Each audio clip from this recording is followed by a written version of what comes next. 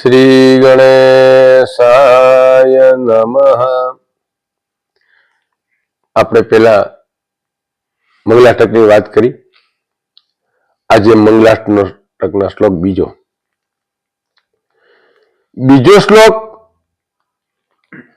લગ્ન પૂરા થયા પછી જેમ આપણે સૌભાગ્ય દેવીએ ને કે બ્રહ્મા સાવિત્રીનું સૌભાગ્ય, કૃષ્ણ રૂક્ષ્મણીનું સૌભાગ્ય, એવા મહાન જેના ગ્રસ્થાશ્રમો છે એ ઋષિ અને પરમાત્મા એ દંપતીનું સ્મરણ આ મંગલાષ્ટકમાં છે. વાણી સ કમલાદીપોદિતનયા નાથ સચી વલ્લભ સાવિત્રી રમણોપ્યરંદતિ સતી ભર્તાન સોયાપતિ સ્વસ્વરી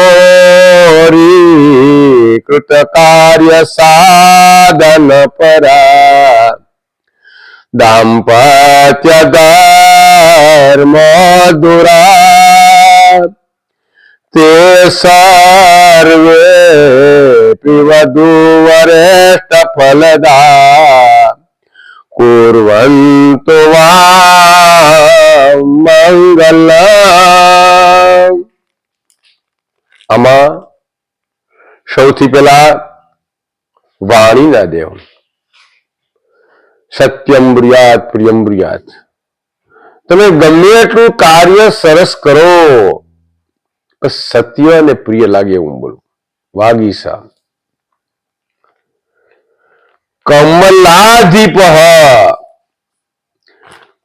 કમલા કહેતા લક્ષ્મીના અનાધિપતિ વિષ્ણુ. ભગવાન લક્ષ્મી અને વિષ્ણુ જેવું આ દંપતીનું જીવન થાય. અદ્રિતનયાનાથ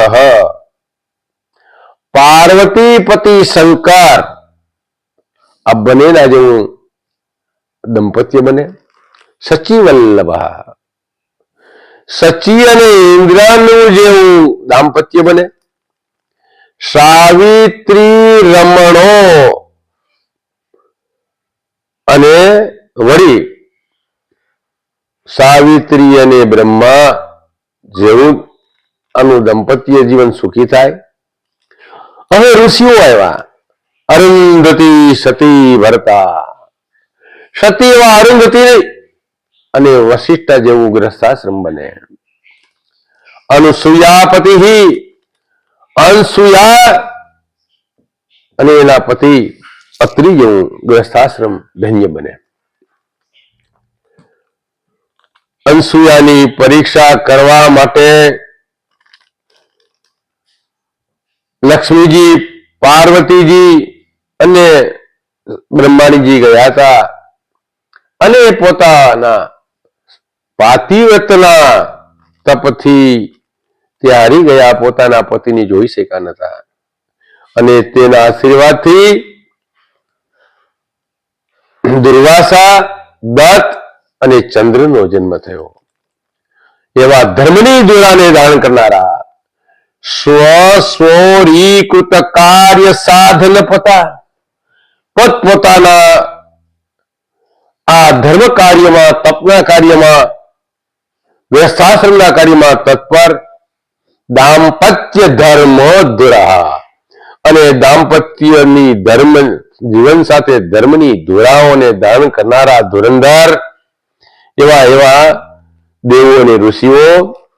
સર્વેપી, આ તમે બધા પણ વધુ વર ઇષ્ટ ફલદા, આ વરને વધુને ઇષ્ટ ફળ આપનારા બનો. કુર્વંતુ વામ મંગલમ, અને આ બંને તેનું ખૂબ મંગળ કરે. આવી આ મંગલાષ્ટકની અંદર સુંદર મજાની ભાવના વ્યક્ત કરી છે. સાંભળનાર સર્વને ભગવાન સુંદર પવિત્ર દાંપત્ય જીવન મળે, પ્રભુમાં મન રહે, અને દિવ્ય સંતાનોને સંસ્કાર સંપન્ન બનાવે, આવી પ્રભુ પાસે પ્રાર્થના. અસ્તુ. જય શ્રી કૃષ્ણ.